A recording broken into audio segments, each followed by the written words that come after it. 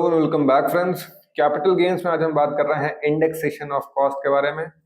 Indexation होता क्या है? इंडेक्सेशन बेसिकली एक टूल है जिससे आप परचेज प्राइस को यानी कि cost of acquisition of your asset को एडजस्ट कर रहे हैं फॉर इन्फ्लेशन, देन उसे आप यूज कर रहे हैं for determining your capital gains.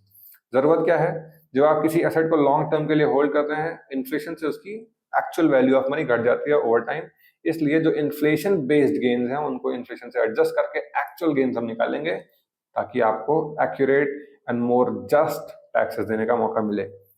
Applicable किस पर है? लॉन्ग टर्म कैपिटल गेन्स पर ही, property, gold, bonds, mutual funds etcetera.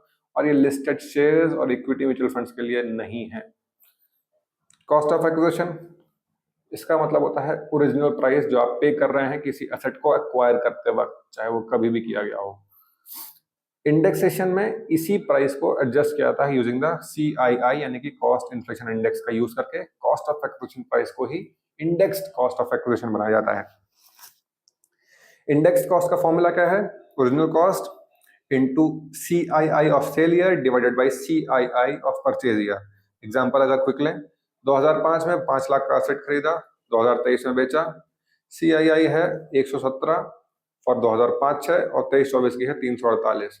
तो उस 5 लाख का 348 बाई 117 करेंगे तो उसकी इंडेक्स्ड कॉस्ट ऑफ एक्विजिशन बन जाएगी 14,87,179 रुपए। यानी कि आज की डेट में 5 लाख की वैल्यू करीब 15 लाख रुपए है। तो इसको डिडक्ट करेंगे आपके करंट सेलिंग प्राइस से, उसके बाद जो अमाउंट आएगा वो प्रॉफिट होगा एक्चुअल, ना कि 5 लाख डिडक्ट करने के बाद वाला। बेनिफिट क्या है? आपके कैपिटल गेन को कम कर देता है ताकि आपकी टैक्सेबल वैल्यू कम हो। क्रेडिट देता है फॉर इन्फ्लेशन और केवल लॉन्ग टर्म्स के लिए ही अवेलेबल है। That was all about indexation on income tax of capital gains. ऐसे ही और इन्फॉर्मेटिव वीडियोस के लिए हमारे साथ जुड़े रहिए on advice brain. Thank you very much.